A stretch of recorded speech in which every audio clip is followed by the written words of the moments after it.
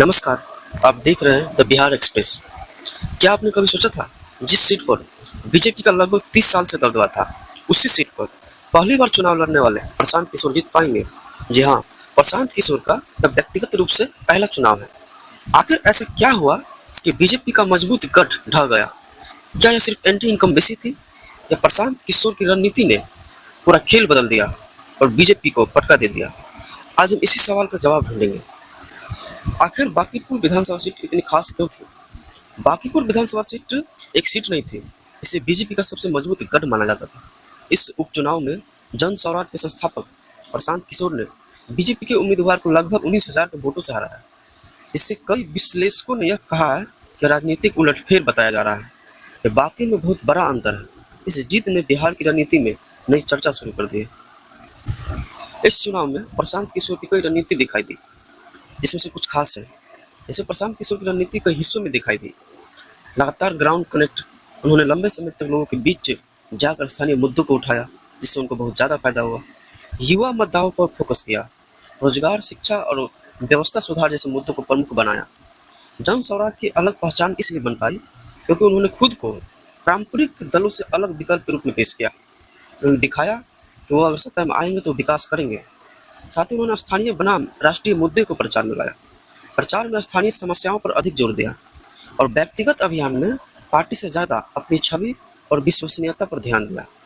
इन रणनीति मुद्दों ने उन्हें और नए और नाराज वोटरों तक पहुंचाने में मदद की।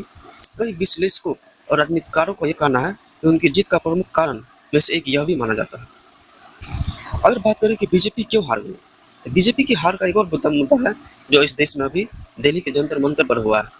शिक्षा व्यवस्था पर जो अभी धरना प्रदर्शन हो रहा था, उनका भी कहीं ना कहीं प्रशांत किशोर को बहुत बड़ा लाभ मिला है, क्योंकि लोग अब बीजेपी को इस देश में नहीं लाना चाह रहा है, सत्ता में नहीं लाना चाह रहा है। तो किसी भी चुनाव, चाहे लोकसभा हो या विधानसभा हो, बीजेपी का सीधा से विरोध हो रहा है। युवा को बीजेपी से बिल्कुल नफरत होने लगा है और इसका बहुत बड़ा लाभ प्रशांत किशोर को मिला है।